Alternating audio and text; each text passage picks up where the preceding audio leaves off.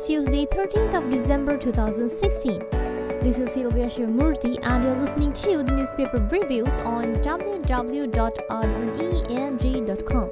Let's now look at the paper highlights from today's newspapers. The top highlight in Daily News says, Alarm bells from Arjuna.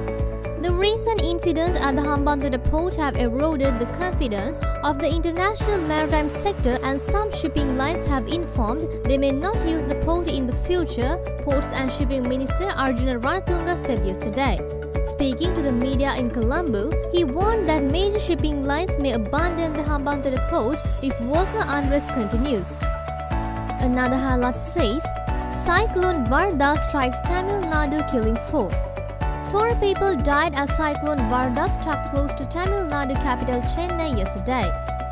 Heavy rain and strong winds lashed the coast in Tamil Nadu and Andhra Pradesh, and the Army, Navy and Air Force were on standby while over 16,000 people were evacuated. The highlight in the middle says, President to sign MOUs during Malaysian visit. President Maithripala Sirisena, who is scheduled to visit Malaysia from December 15th to 17th, is scheduled to sign several bilateral memorandum of understanding with the Malaysian government. And the highlight at the bottom says, Chennai-bound flights cancelled. All Sri Lankan airline flights leaving for Chennai from the Bandaranaike International Airport Katunayaka were cancelled yesterday as Cyclone Varda hit Tamil Nadu. Officials at the Chennai airport informed us that the airport was temporarily closed due to bad weather. We have cancelled all flights to Chennai until December 13th morning, a duty manager at the BIA told the Daily News. Let's now move to the paper highlights in Daily Mirror. The top highlight says, Government to relax exchange control regulations. The government will introduce new legislation by end January next year, relaxing the strictures placed on exchange control, Finance Minister Ravi Karnanayaka said yesterday. Another highlight says, TN leaders knew Prabhakaran would kill them to rule Elam, says Menon.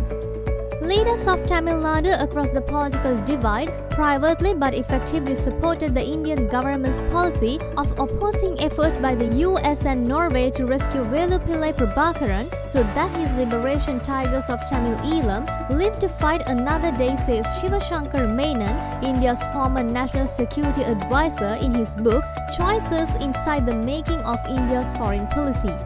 The highlight in the middle says, Sri Lanka to play vital role in spreading Buddhism worldwide, says MS. President Maithripala Sirisena and Prime Minister Ranil Wickremesinghe have assured that Sri Lanka would play an international role in spreading and safeguarding Theravada Buddhism with the help of local monks. And the highlight at the bottom says, Tallest Christmas tree back on track. The construction of the world's tallest Christmas tree at the Golf Face Green has been resumed yesterday after it was put on hold 2 weeks ago, the Ports and Shipping Minister said. And now let's move to the paper highlights in Ceylon today. The main highlight says, Tallest Christmas tree back on track. Another highlight says, Army allocates 500 meters for shops at Salava. The Sri Lanka Army has allocated a 500-meter stretch of land from where the Sri Lanka Army Volunteer Force headquarters at Salava in Kosgama once stood for the construction of a line of new shops. The highlight in the middle says, 28 SLFP and UNP MPs to join JO.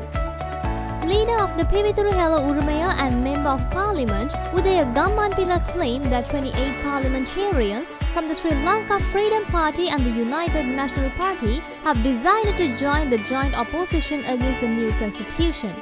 Another highlight says, Differences a serious problem, says Dinesh.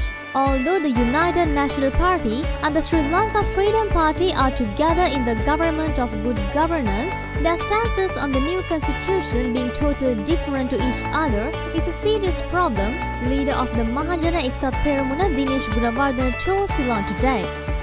And the highlight at the bottom says, Deer shot dead on Pre-Poya Day in Mihintale. That's all for today's newspaper highlights, and we'll get back to you with more news tomorrow. Thank you.